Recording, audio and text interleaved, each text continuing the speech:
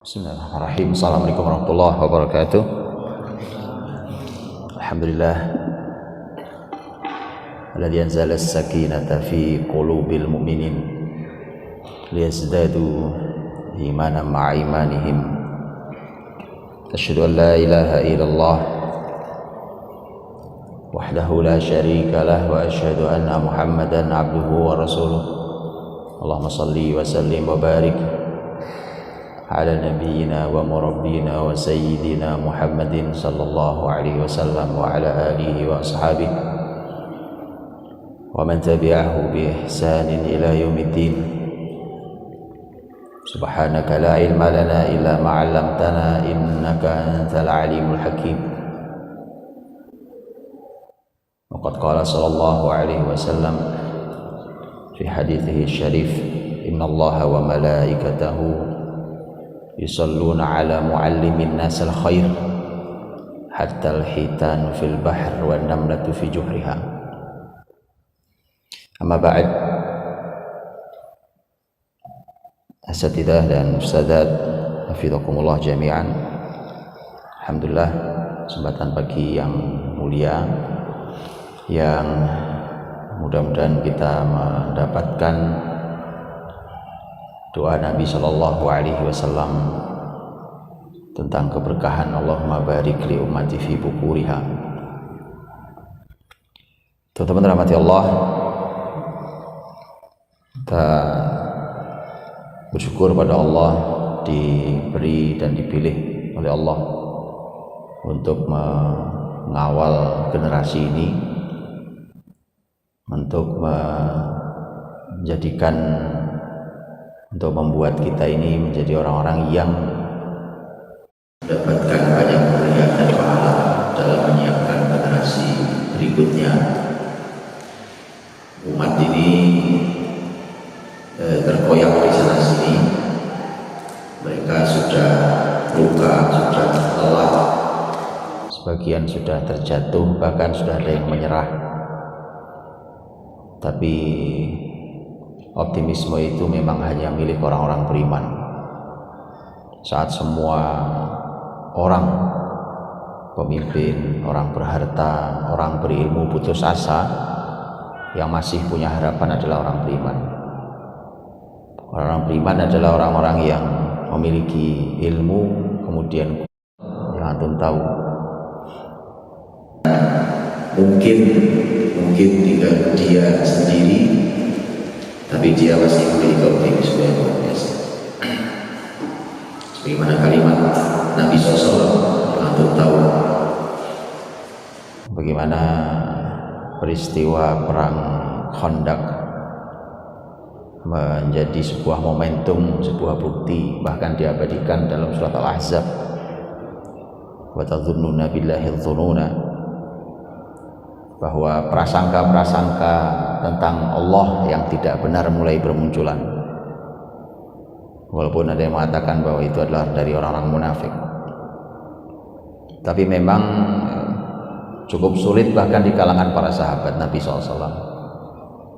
Buktinya ketika mereka diutus di malam yang sangat dingin dan badai pasir untuk bergerak, tidak ada satupun yang bergerak. Di mana Umar dengan keberaniannya, di mana Ali dengan keahlian pedangnya, di mana Sa'ad bin Abi Waqqas dengan sasaran panah yang tak pernah meleset. Semua tiba-tiba hilang di peristiwa Ahzab itu, di peristiwa Khandaq itu hilang.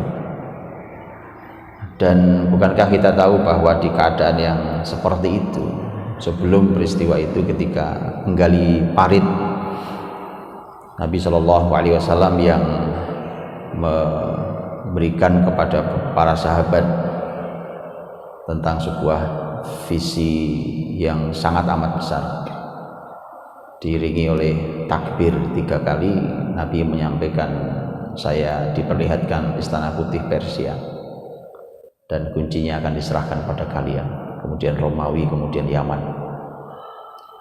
Itu artinya bahwa begitulah warasatul anbiya itu orang-orang yang seharusnya Kalau semua orang sudah putus asa, maka dia orang tersisa yang masih punya harapan. Kalau semua orang lain sudah negatif kalimatnya, hanya dia tinggal yang tersisa berkalimat positif. Itulah kenapa saya sering sampaikan di Al-Fatih ini, saya sering sampaikan bahwa dan ini saya ulang berkali-kali pada antum semuanya, kalau ada anak yang menurut antum paling susah diatur dan paling susah diajari, saya tidak percaya. Berikan pada saya, berikan pada saya anak itu. Kemudian saya ingin nantang antum untuk yuk kita berlomba setelah ini. Fastabiqul khairat. Mana yang paling bagus? Anak yang saya didik dengan kenakalan yang sudah tidak terkendali, atau anak baik yang antum didik? Kenapa?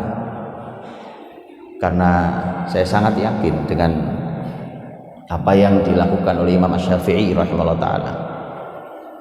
Kita tahu Imam Asy-Syafi'i rahimahullah ta'ala punya murid yang kelak menjadi rawiyatu kutubihi, jadi orang yang paling banyak meriwayatkan kitab-kitabnya Imam Asy-Syafi'i, dan dikenali sebagai salah satu murid terdekatnya Asy-Syafi'i, sebagai seorang muhaddits, juga seorang ahli hadis di Mesir. Kita tahu Ar-Rabi' bin Sulaiman Al-Muradi. Syafi'i punya dua murid terkenal, namanya sama-sama Rabi' bin Sulaiman, tapi ini yang Al-Muradi. Rabi' bin Sulaiman Al-Muradi adalah orang yang menjadi orang besar di sejarah fikih Syafi'i.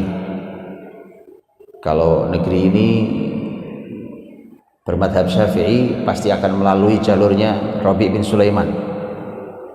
Salah satu jalurnya pasti Rabi' bin Sulaiman karena itu muridnya. Tapi tahukah kita bahwa Rabi' bin Sulaiman di awal belajar kepada Imam Syafi'i adalah murid yang susah sekali pahamnya, bati'ul faham, sangat lambat pemahamannya. Dan Syafi'i sebagai guru tahu keadaan itu.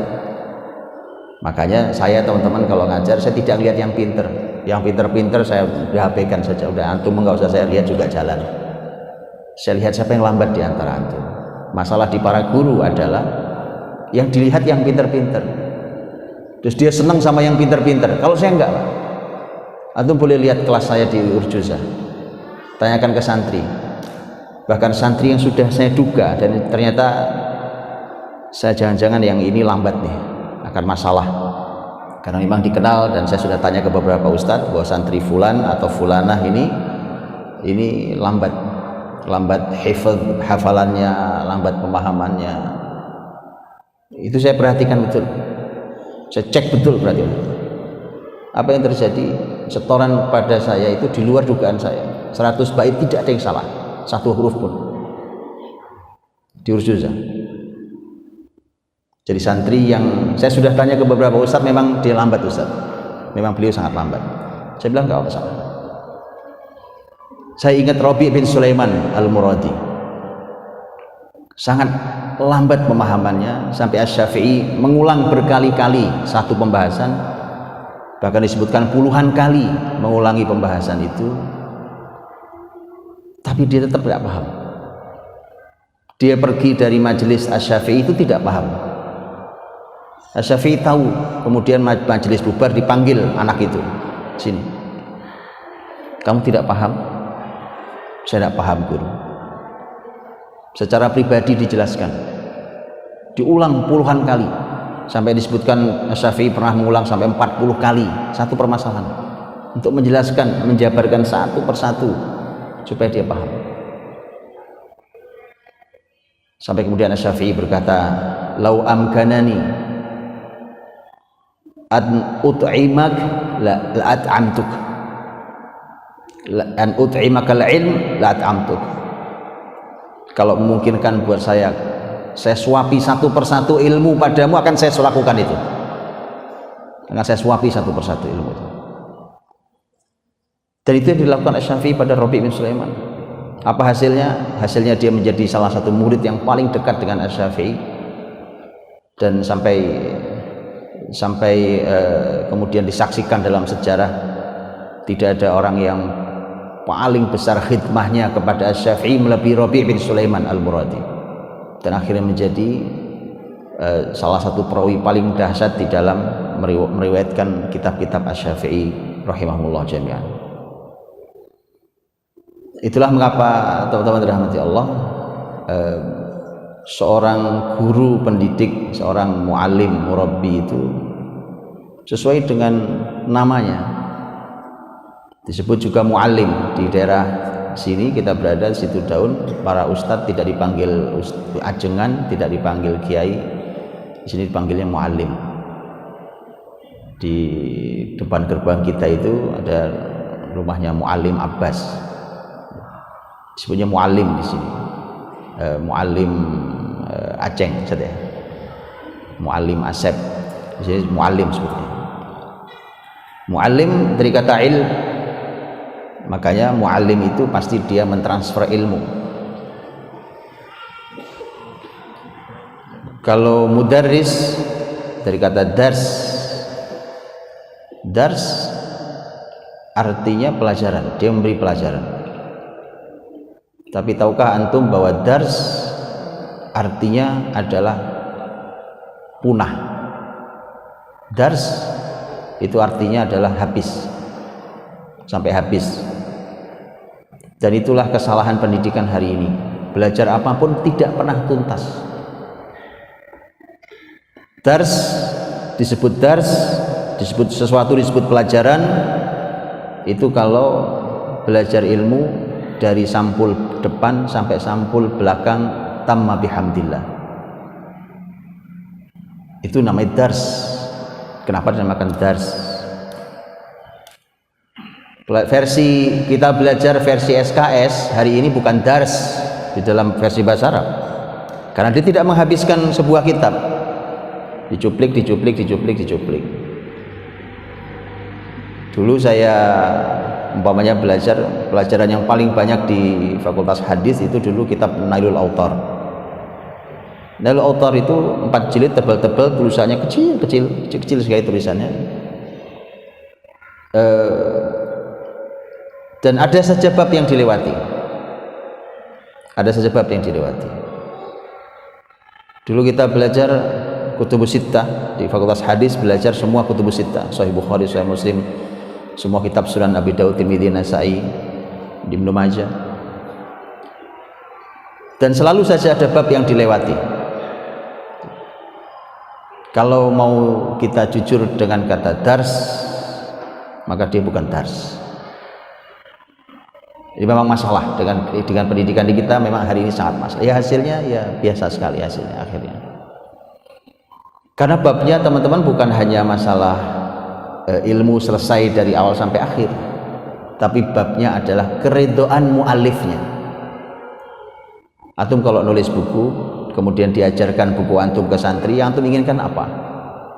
Yang antum inginkan adalah buku ini diajarkan dari bab pertama, bahkan bukan bab pertama, dari muqaddimah sampai penutupan. Ini diajarkan. Ini babnya adalah keridhaan muallif. Kalau keridhaan muallif artinya keridhaan guru, yang itu maknanya adalah keberkahan sang guru. Keberkahan sang guru itu segalanya dalam ilmu. Itu segalanya dalam ilmu. Baik. Jadi teman-teman rahmati Allah, itu kalau mudarris, muallim, mudarris. Bagaimana kalau dia murabbi? Karena Rasul kita SAW seorang murabbi. Kata rabba yurabbi dari kata riba artinya tumbuh. Murabbi itu artinya seseorang yang menumbuhkan. Kalau kita seorang guru yang tugasnya hanya mentransfer wawasan, maka bukan murabbi. Karena murabbi itu mengawal pertumbuhan santri, dikawal betul, tumbuh segalanya, akalnya tumbuh, ruhnya tumbuh dengan baik, bahkan fisiknya tumbuh dengan baik. Itu adalah murabbi, dia yang menumbuhkan. Kata rabba yurabbi, dan kemudian kita terjemahkan menjadi tarbiyah, pendidikan. Jadi tarbiyah itu artinya pertumbuhan, itu pertumbuhan. Jadi kalau kita mendidik tapi muridnya nggak tumbuh, atau tumbuh hanya sebagian, itu bak tanaman yang tumbuh hanya sebagian, ya kan? Mungkin hanya besar apanya, kemudian yang ini kecil, yang ini besar, ini kecil, yang ini tumbuh, ini mati, sebagian daunnya segar, sebagian daunnya kering. Bukan Murabi itu akan menjaga manusia sebetulnya, di mana seluruh unsur manusia itu dia tumbuhkan. Cuma bagaimana kalau mu'adzib, nama-nama indah itu semua tinggi. Bagaimana kalau mu'adzib?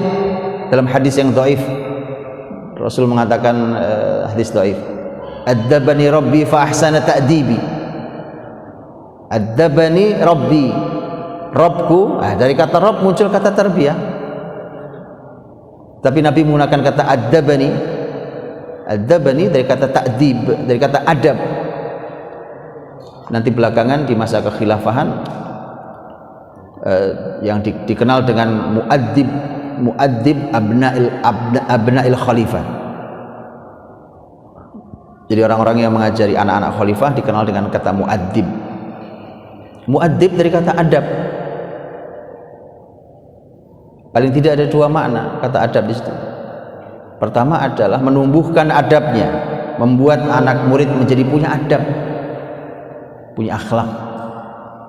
Yang kedua, kata mu'adzib dan ta'dzib yang diambil oleh para ahli ilmu, disitulah muncul kata hukuman.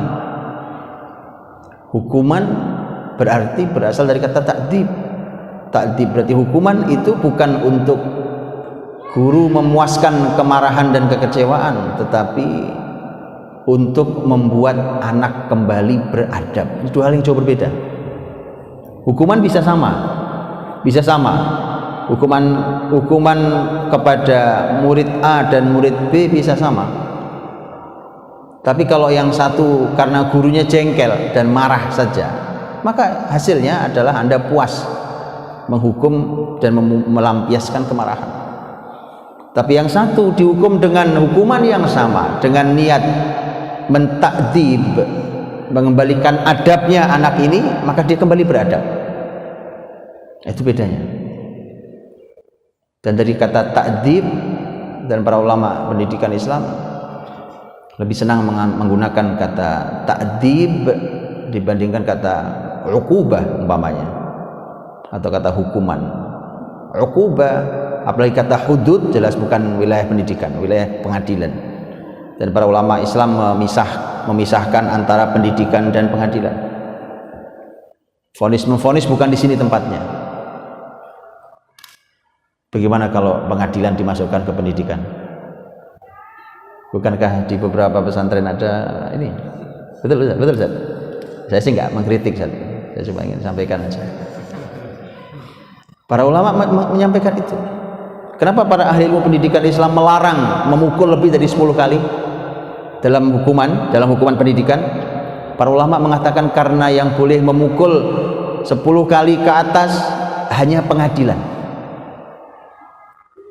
Hanya pengadilan. Itu artinya para ilmuwan Islam memisahkan antara pendidikan dan pengadilan.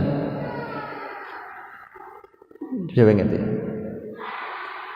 Jadi makanya teman-teman dirahmati Allah, itulah mengapa harus kembali dengan benar kata ta'dzib. Ta'dzib itu bahkan boleh sampai memukul. Jangan disalah. Dia boleh sampai memukul. Itu ta'dzib.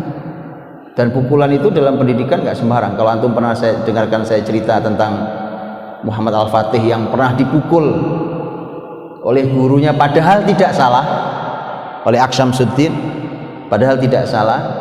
Ternyata Aksyamsuddin ingin memberikan sebuah rasa pada muridnya yang dia sudah tahu dengan analisa dan firasatnya bahwa kelak jadi orang besar, maka dipukul supaya sang muridnya tahu bahwa orang yang dizolimi itu tidak pernah lupa dengan kezoliman sang zolim itu.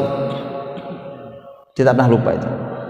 Dan saya pernah sampaikan bahwa Muhammad Al-Fatih kemudian begitu sudah jadi sultan nanya ke gurunya, mengingat peristiwa yang sudah lama, kenapa Anda pukul saya waktu itu wahai guru, padahal saya tidak salah.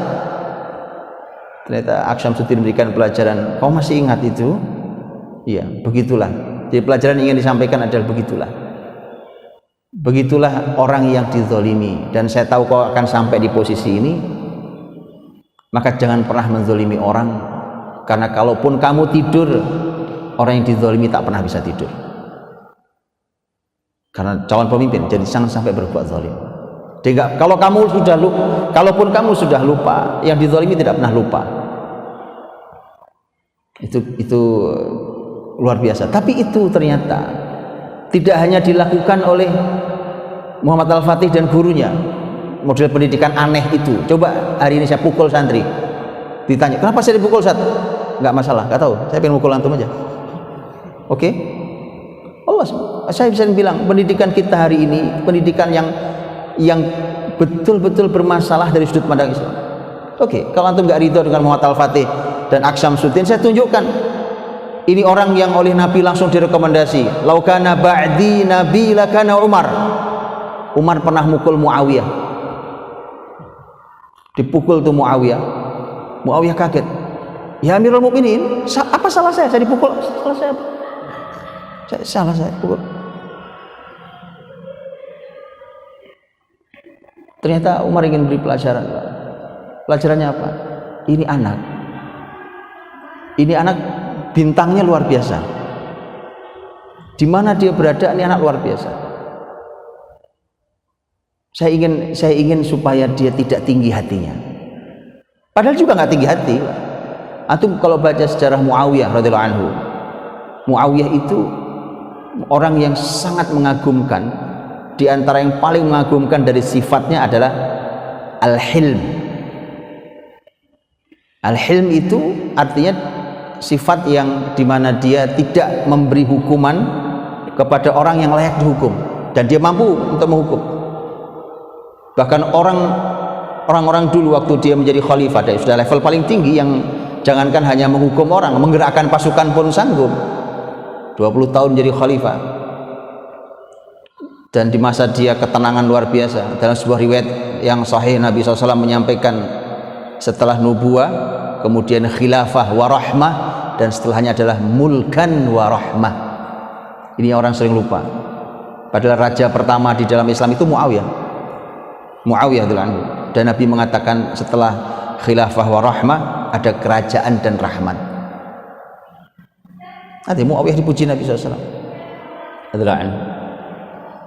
Muawiyah radhiyallahu anhu orang dikenal dengan sifat al-hilm, sampai orang-orang di zamannya itu ada yang sampai taruhan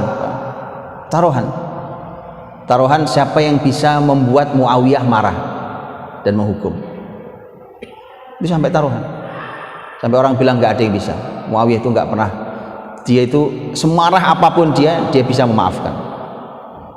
Oke, ada yang bilang enggak, Muawiyah itu marah kalau disebut ibunya, dia sangat marah.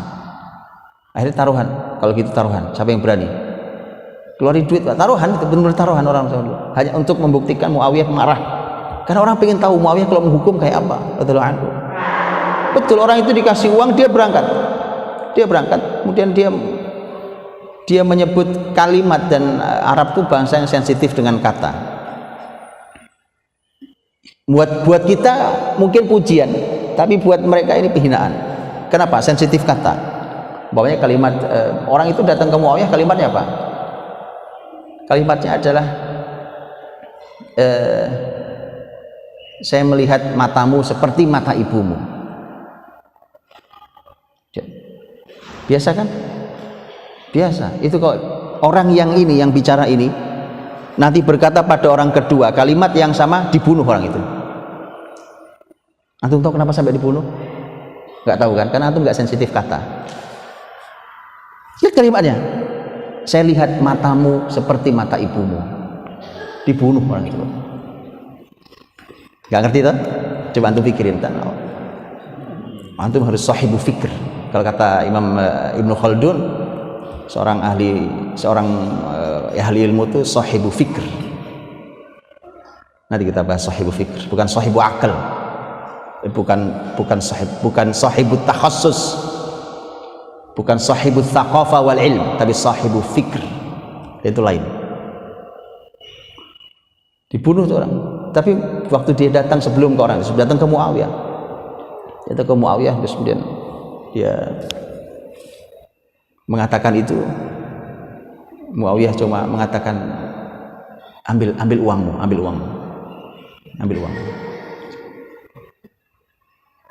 Jadi Muawiyah tahu ambil uangmu. Orang itu ketagihan nampaknya itu, dipancing sama orang lain. Saya kasih 2 kali lipat, kami kasih 2 kali lipat, tapi sampaikan ini kepada orang fulan itu. Dia bilang siap, begitu sampaikan dibunuh. Begitu Muawiyah tahu bahwa orang yang kemarin datang mengatakan itu dia maafkan dan kemudian nggak apa-apa, dia tidak bereaksi, tapi sekarang dia terbunuh. Muawiyah mengirimkan uang, mengirimkan diat, dikirimkan ke ibu, ya, ibu yang terbunuh, si ibunya ini yang terbunuh. Kemudian dia mengatakan saya yang menyebabkan dia terbunuh. Kenapa? Itu Muawiyah, orang khalifah tertinggi, bayangkan 20 tahun memimpin tanpa bergeser, 20 tahun jadi khalifah, 20 tahun jadi amir. Ada orang hidupnya itu nggak pantas jadi rakyat, 40 tahun jadi pemimpin. Amirus Syam 20 tahun, 20 tahunnya jadi khalifah, meninggal tahun 60 Hijriah. Dan sampai Muawiyah mengatakan suatu hari dia khutbah di Syam, di masyarakat, dia mengatakan, kata Muawiyah, sungguh telah tiba masa panen. Jadi karena sudah tua, beliau sudah tua, ya, beliau ini sudah tua, beliau meninggal itu sudah usianya sudah 70 tahun lebih. Dan beliau mengatakan saya sudah tua, sudah tiba masa panen, dan saya sudah bosan dengan kalian sebagaimana kalian sudah bosan dengan saya. Sudah bosan memimpin, saya sudah bosan dengan kalian, ya. Kemudian setelah itu Muawiyah berdoa di hadapan banyak masyarakat, Allahumma inni uhibbu liqa'ak fa ahibba liqa'i. Ya Allah, saya suka berjumpa denganmu, maka sukailah perjumpaan aku denganmu ini. Jadi Muawiyah dan nggak lama setelah itu meninggal, Pak. Orang soleh itu mati aja minta, Pak. Sudah. Muawiyah mengatakan pada bundanya yang meninggal dan mengirimkan uang seperti permintaan maaf. Dia mengatakan saya yang menyebabkan dia terbunuh. Tahu sebabnya? Apa sebabnya, apa? Menurut antum sebabnya apa? Kenapa Muawiyah mengatakan, ada syairnya, saya tidak hafal syairnya, saya menyebabkan dia terbunuh? Apa sebabnya?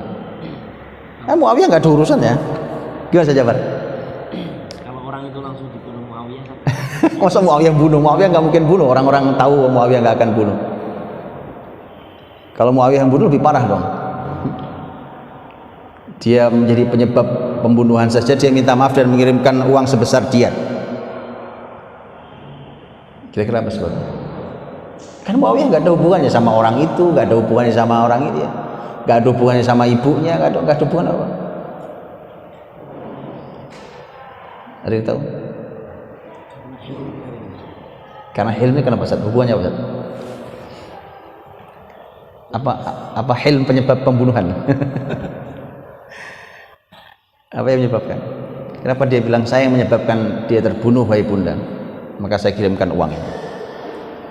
Muawiyah nggak ada urusannya. Nah itu PR buat antum lah. Saya nggak jawab, PR buat antum, antum cari ilmunya antum.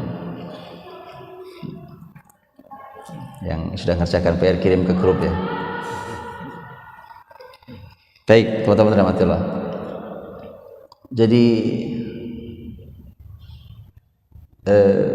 bahkan Umar, saya ingin bertutur tentang Umar tadi dan Muawiyah, dan Umar percaya dengan Muawiyah. Makanya orang yang mencacat Muawiyah radhiyallahu anhu itu ajaib, aneh. Ada gitu khalifah yang paling detail dalam memilih pejabat melebihi Umar dalam sejarah Islam? Gak ada.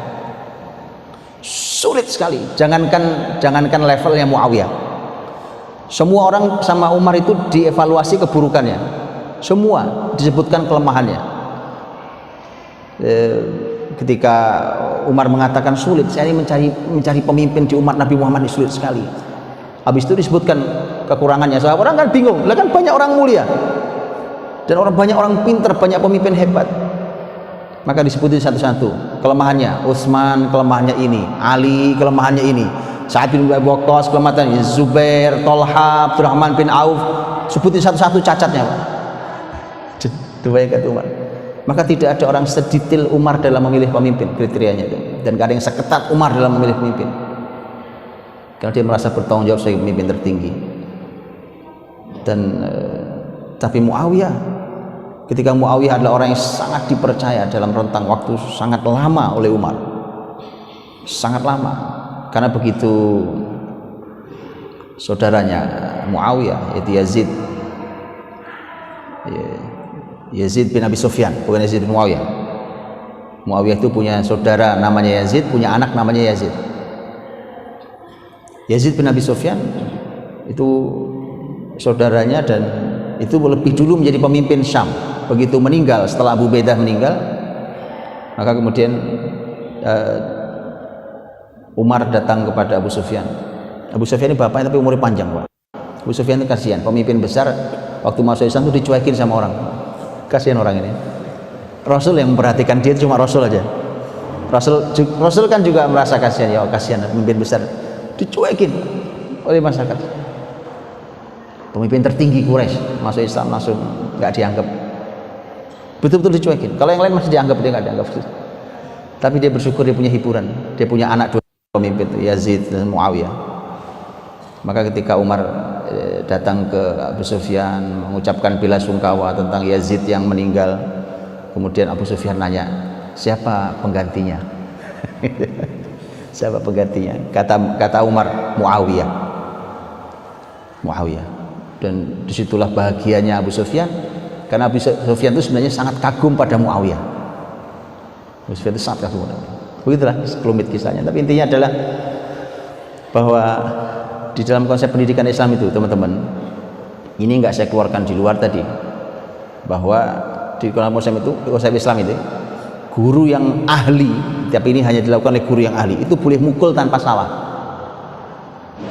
asal itu bagian dari konsep pendidikan. Oke, yang enggak ahli jangan lakukan. Ada tulisan di bawah nih, jangan lakukan. Ahli mukul kali. Ya kan? Karena murid salah saja, kalau antum tidak ahli, bumerang buat antum. Tapi orang lihat bukti bahwa pendidikan Islam itu melahirkan para murabbi yang sangat ahli. Tidak salah saja, dia mukul saja, nggak ada masalah. Ada masalah. Ya, jadi begitulah kata mudarris, muallim, kata muaddib, kata murabbi. Dan bagaimana seorang guru itu, dan saya sudah sering sampaikan tentang guru dengan amal mulia, bahwa ini adalah muallimin nasal khair. Cukuplah bahwa kalaupun satu hadis, innallaha wa malaikatahu yusalluna ala muallimin nasal khair hatta al-hitan fil bahr wa namlatu fi jurha, maka cukup.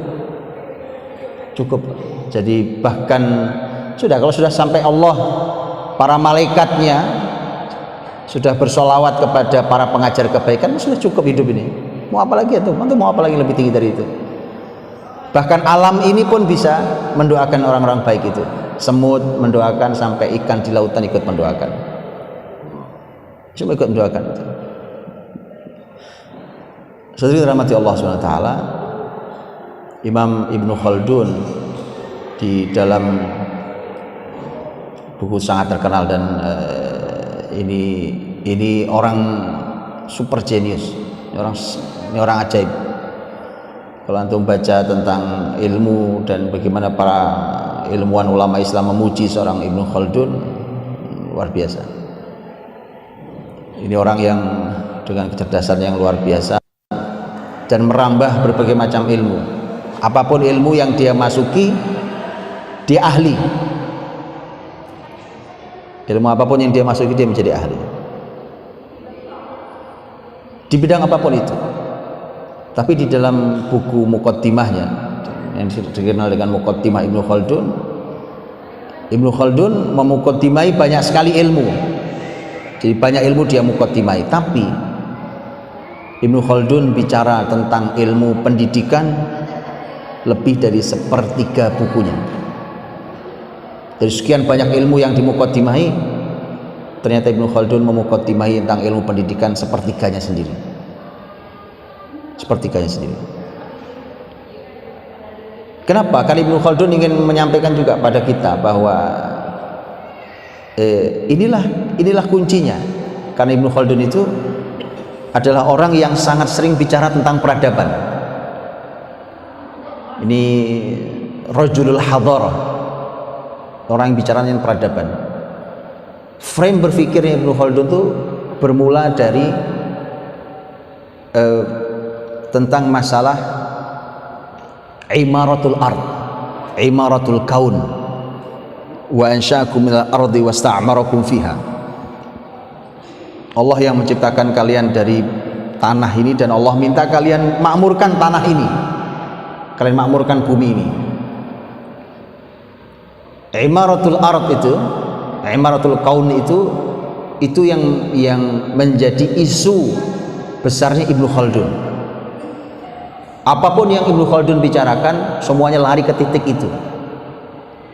Bagaimana caranya perintah Allah tentang bumi ini bisa makmur, untuk memakmurkan bumi itu bisa dijalani. Maka bicara apapun itu, dan itu apa yang disampaikan Ibnu Khaldun, visi besar itu ternyata hari ini nyata bahwa hari ini ilmu-ilmu itu bahkan merusak bumi. Merusak bumi. Banyak ilmu-ilmu, profesor-profesor itu menemukan ilmu untuk merusak bumi. Hasilnya rusak. Oksigen rusak, keseimbangan alam rusak, mata rantai putus di sana sini, akhirnya saling memangsa. Bumi berlubang-lubang, hutan gundul dan seterusnya. Itu semuanya tidak mungkin dilakukan kecuali oleh para ahli. Jadi ahli-ahli yang justru merusak bumi. Sehingga Ibnu Khaldun ketika bicara ilmu pendidikan, maka Ibnu Khaldun rahimahullah ta'ala, beliau bicara dengan menarget imaratul kaun. Jadi makanya teman-teman, itu yang harus ada di kepala para guru. Karena sudahlah nak, kau profesor sekalipun, kau lulus kampus paling ternama di abad ini sekalipun, tapi kalau kamu begitu lulus merusak bumi, jangan ngaku jadi murid saya. Malu saya, dan saya takut di hadapan Allah SWT. Bawa sendiri gelarmu, mati masuk kuburan sana. Saya akan mati berlepas diri di hadapan Allah bahwa kau bukan murid saya. Begitu. Loh, Anda punya murid profesor kerjaannya ngelubangin bumi kok seneng? Itu yang dipasang kuat di kepala seorang Ibnu Khaldun rahimahullah ta'ala. Itu amanah dari Allah pencipta bumi, manusia yang dihadirkan, wa idh qala rabbuka lil malaikati inni ja'ilun fil ardi khalifah, sampai perintah utamanya adalah waladzi ansha'akum minal ardi wasta'marakum fiha. Allah minta agar kalian memakmurkan bumi. Itu targetnya. Jadi makanya teman-teman, saya kalau membaca semua itu, kemudian saya masuk ke dunia pendidikan hari ini, itu tiba-tiba saya lompat ke jurang pendidikan. Terus hari ini saya diajak debat tentang ijazah gitu, sertifikat gitu. Ya subhanallah, nggak pernah ada itu dibahas oleh para ilmuwan Islam. Yang ada para ulama Islam itu mewanti-wanti, mengingatkan, hati-hati salah niat, hati-hati tidak ikhlas. Niat nomor satu baik untuk guru ataupun untuk murid selalu adalah ikhlas karena Allah. Semua ulama menyampaikan itu. Bayangkan setinggi itu yang disampaikan oleh para ulama kita. Tiba-tiba pendidikan hasilnya hanya selembar sertifikat. Oke, selembar sertifikat. Hanya itu. Mana kita sampai di itu? Teman-teman, kalau itu kita hilangkan dari murid-murid, itu harus hilang lebih dulu dari guru-gurunya. Harus hilang lebih dulu. Gimana? Kita kaidahnya selalu karena kita adalah hulunya. Hilir itu tergantung hulu. Air jernih dari hulu. Antum tahu air jernih dari mata air di gunung sini, dari hulunya mengalir sangat jernih. Coba antum turun ke arah Bogor sana, cek sungainya, masih jernih, sudah nggak jernih. Jadi perjalanan air dari hulu yang sangat jernih bahkan siap langsung diminum, tapi begitu perjalanan sekian puluh kilometer ke sana, air mulai keruh minimal oleh tanah warna coklat minimal. Itu hulunya mata air. Lah bagaimana hulunya sampah dan air yang busuk? Semua jadi apa di puluhan kilometer sana? Murid-murid kita mau jadi apa? Dan itu di dalam segala hal yang nomor satu babnya adalah keikhlasan. Maka Imam Ibnu Khaldun ketika menyampaikan tentang pendidikan, karena beliau salah satu ahli disebut sebagai pakar pendidikan, beliau bidang apa saja beliau masukinya. Beliau mengatakan bahwa imaratul mar'ah itu yang harus ada di kepala murid-murid kita, sekaligus itu yang ada di kepala gurunya sebelum muridnya. Yang di depan saya ini kelak menjadi orang yang mampu memakmurkan bumi. Itu di kepalanya tuh. Jadi nanti kita tidak terjebak hanya dalam formalitas ilmu. Tidak terjebak dalam formalitas ilmu. Nah, teman-teman dirahmati Allah, tadi saya sudah sampaikan di depan, Ibnu Khaldun menarik ketika beliau mengatakan sahibu fikr, manusia itu harus sahibu fikr, orang yang berfikir. Sebelum itu menarik ketika Ibnu Khaldun mendefinisikan manusia. Saya sering sampaikan kan bahwa kegagalan banyak ilmu, banyak hal hari ini disebabkan oleh kegagalan ilmu barat mendefinisikan manusia. Akhirnya banyak gagalnya. Apalagi kalau manusia hanya didefinisikan sebagai hayawan natik. Hayawan artinya apa? Hewan. Antum hewan. Kan antum menolak teori Darwin. Antum hewan. Natik, antum tahu natik, bisa bicara. Antum pikir kucing nggak bicara? Kucing bicara sesama mereka. Betul kan? Hewan natik. Maka Ibnu Khaldun mendefinisikan manusia bukan begitu. Manusia itu adalah juz'un mutakamil atau kullun mutakamil. Dia satu kesatuan yang saling menyempurnakan. Itu manusia. Paham? Artinya memandang manusia itu, nanti penting untuk memandang murid. Memandang manusia itu jangan dipandang dia hanya fisiknya, dia hanya akalnya, dia hanya jiwanya, tapi pandang dia sebagai satu kesatuan yang tidak terpisahkan. Semua itu.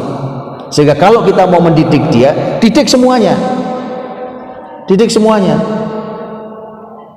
Memang kita mengajar matematika umpamanya, tapi Anda tahu bahwa matematika berhubungan dengan syariat, kan begitu. Maka dari itu harus dipandang sesuatu dengan utuh. Anak yang sedang kita didik di depan kita harus dipandang sebagai manusia, sebagai satu kesatuan yang menyeluruh dan tidak saling terpisahkan. Itu manusia. Ibnu Khaldun kemudian mengatakan sahibu fikr. Manusia itu yang benar, yang mau mikir. Ada seorang peneliti tentang pemikiran Ibnu Khaldun, orang Yordan. Beliau mengatakan bahwa bahkan Ibnu Khaldun tidak bicara dia manusia itu sahibut thaqafah, bukan sahibu ilm, bukan sahibut takhassusat. Dia bukan orang yang punya ilmu, punya keahlian tertentu lah. Dia punya pikiran. Sahibu fikr, dia punya pikiran, dia mau mikir. Itu manusia. Makanya tuh lihat bedanya, lihat detailnya kalimat Ibnu Khaldun. Akhirnya banyak hari ini orang dengan gelar doktor, profesor, tapi nggak mau mikir. Makanya itu yang benar, lihat. Jadi kenapa akhirnya apa yang terjadi? Karena tidak mau mikir, permasalahan umat tidak terselesaikan. Terusik, maka saya jawab kalimat yang sama. Itulah yang saya miliki juga hari ini. Saya tidak banyak ilmunya, apalagi takhusus saya tidak punya. Tapi yang saya lakukan hanya saya mau mikir. Cuma itu dong. Ternyata betul kalimat Ibnu Khaldun, sahibu fikr. Sehingga kalau ada permasalahan umat itu ada solusinya. Ilmu yang dipelajari tadi sahibu ilm, sampai doktor, sampai gelar apapun silakan. Cuma sahibu ilm nggak mau mikir. Loh, apa mungkin sahibu ilm nggak mau mikir? Banyak buktinya. Banyak buktinya. Yang saya sering sampaikan bahwa kaidah ilmunya tidak jalan ketika umat punya masalah. Anda dokter loh, Anda profesor loh, Anda orang besar di ilmu ini loh, orang belajar pada Anda, umat punya masalah, nggak ada solusinya. Nggak mau mikir. Bukan sahibu fikir. Dan itu yang diminta oleh Quran. Memang apa kata tafakur? Memang apa kata tadabbur? Kalau dia bukan proses berpikir. Nah itu. Belum ya. Jadi kemudian makanya akal manusia itu, akal manusia, alat yang dipakai untuk berpikir, kemudian menghasilkan ilmu, itu proses satu kesatuan yang jangan dipisahkan. Jangan dipisahkan. Makanya antum lihat kan di MAF ini, di Madrasah Al-Fatih ini, saya menghadirkan santri-santri agar mereka tidak hanya menghafal, agar mereka tidak hanya tahu menjawab sesuatu, tapi mereka mengerti cara berpikir.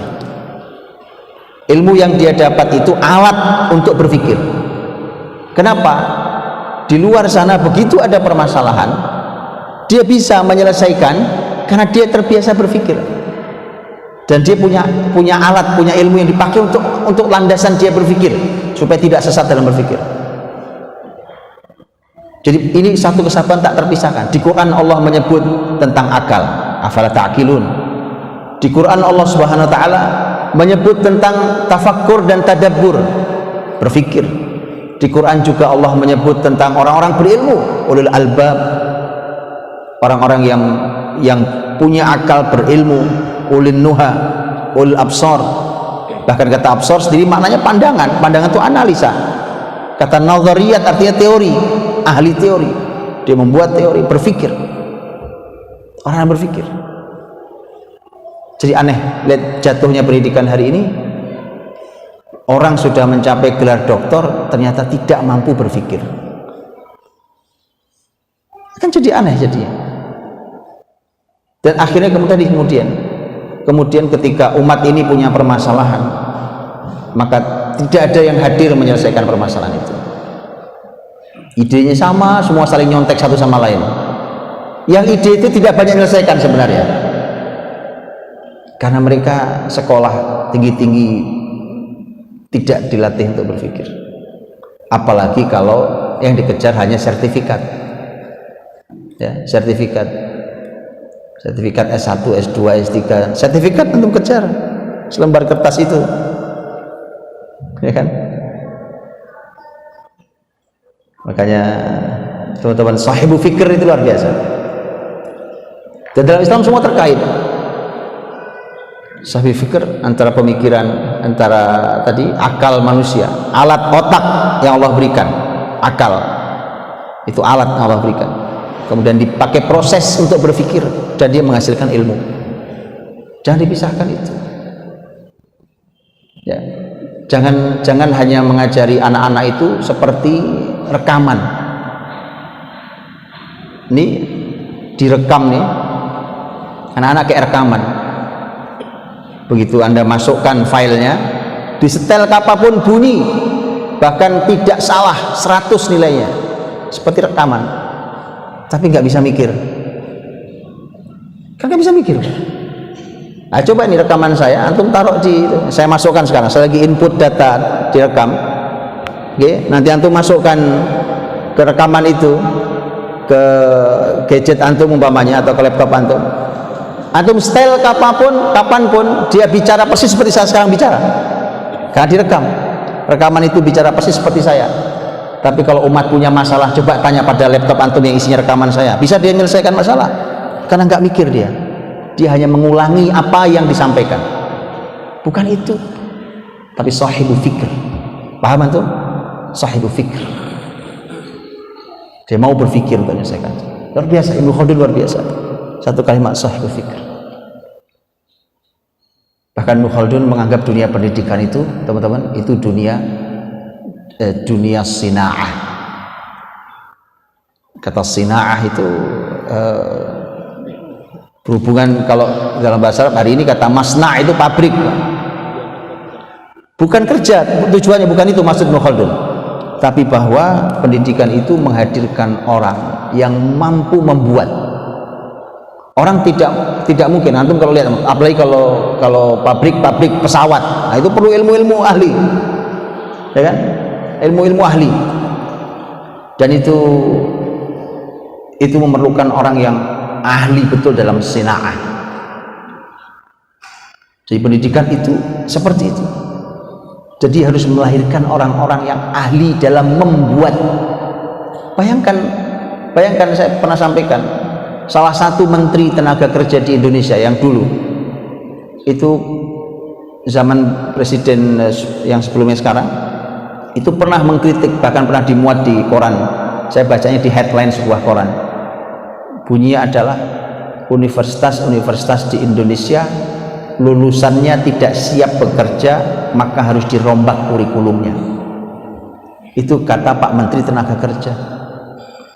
Tuh bayangkan, sekolah begitu gimana ceritanya. Dan itu ternyata fenomena itu bukan cuma di Indonesia, sama di negara manapun sama. Lulus nggak siap, tidak siap karena dia bukan sina'ah. Tarbiyah itu bukan amaliyat sina'ah, bukan akhirnya. Karena cuma tadi orang belajar duduk, mengerti, paham, diuji, tes, lulus, S1, S2, S3, selesai. Nah, begitu toh. Kemudian akhirnya tadi bumi ini dikendalikan oleh orang-orang jahat, dan ternyata skill tidak cukup. Jadi Ibnu Khaldun ingin menyampaikan bahwa pendidikan itu harus mengandung skill di dalamnya, dan itu nyata, teman-teman. Tetap nyata. Saya pernah dengar saudara kita bicara, saya menyampaikan ke saya bahwa dia didatangi oleh orang S2 lulusan Jepang, tapi nggak bisa kerja, Ustaz Budi. Saya bilang S2 Jepang nggak bisa kerja, yang benar, anak aja malas. Tapi kalau malas kok sampai S2 Jepang, kan bingung jadinya. Saya mau apa mendefinisikannya? Kan tidak punya tadi, karena cara pandang tentang pendidikan yang jauh berbeda. Dia pendidikan. Dan jadi sekali lagi proses itu, bahwa manusia itu adalah keseluruhan yang tak boleh terpisahkan. Ada pembahasan tentang fisik, ada akal, ada ruh, itu tidak boleh terpisahkan. Dalam dunia pendidikan, guru harus mengamati tiga-tiganya. Di dalam hasil ada namanya sina'ah, di mana mengandung di dalamnya skill, punya keahlian. Ya. Karena nyata, teman-teman, saya pernah dengar seorang, bahkan ini orang Arab, bahkan ini seorang penyair Arab. Saya dekat dengan beliau dan beliau saya katakan tentang syair waktu itu, ngobrol dengan beliau mengatakan masalahnya adalah hari ini bahkan orang kuliah di Fakultas Sastra Arab tidak bisa membuat syair dengan benar. Kan jadi aneh. Terus kalau orang sastra Arab nggak bisa membuat syair, terus bagaimana kita yang nggak kuliah di sastra Arab? Jadi bayangkan, orang kuliah di sebuah tempat tapi kemudian skillnya tidak ada. Dan itu kejadian, teman-teman, bisa kejadian. Orang kuliah di Fakultas Hadis, dia tidak bisa mentakhrij hadis. Orang kuliah di Fakultas Syariah, dia ditanya hukum yang ada di kepalanya hanya khilaf dan dia tidak bisa menjawab dengan bijak di masyarakatnya. Itu yang terjadi di negara ini. Karena tidak sina'ah berpikirnya. Dan tadi proses sampai dia menjadi sahibu fikr, bahwa dia harus menjadi orang yang berpikir, bukan hanya orang yang mengulangi rekaman gurunya, tetapi dia orang yang hasilnya adalah mau berpikir. Hafalan pasti, jangan tanya, kalau di sini beban hafalan nggak karuan beratnya, kan? Jangan diragukan kalau itu, tapi itu tidak cukup, karena dia harus menjadi sahibu fikr, ya, menjadi sahibu fikr yang hasilnya adalah ilmu. Ya. Mana yang lebih mulia, akal atau ilmu? Ada akal, ada fikir, ada ilmu. Mana yang lebih mulia, akal atau ilmu?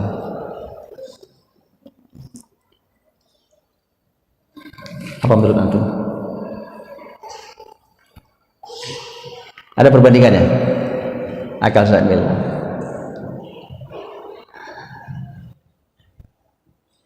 Diungkapkan dalam satu syair, akal dan ilmu. Ilmul alimi wa aqlul aqil ikhtalafa.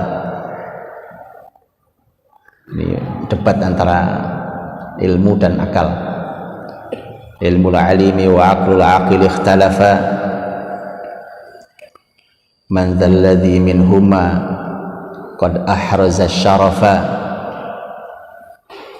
Fal ilmu qal ana ahraztu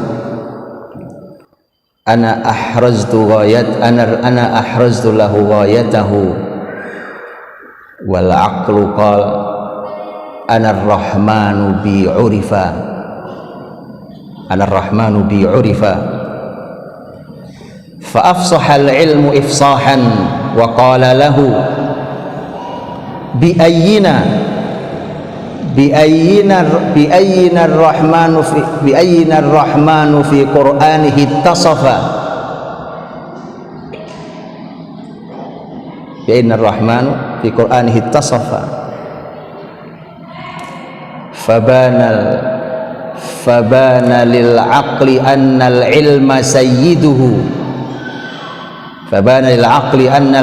sayyiduhu faqabbala al-aqlu ra'sal ilmi wan sarafa.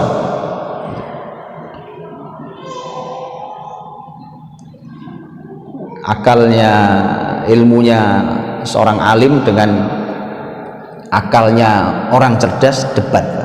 Jadi yang debat ilmu, yang ada orang alim punya ilmu, yang satu lagi orang berakal punya akal. Debat antara ilmu dan akal aja. Mereka berdebat, siapa di antara keduanya yang lebih mulia.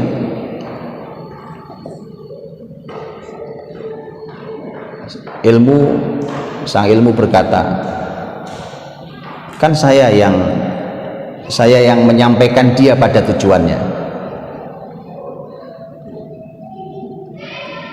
Tapi akal kemudian mendebatnya dengan mengatakan, kan saya yang menyebabkan dia tahu siapa Ar-Rahman.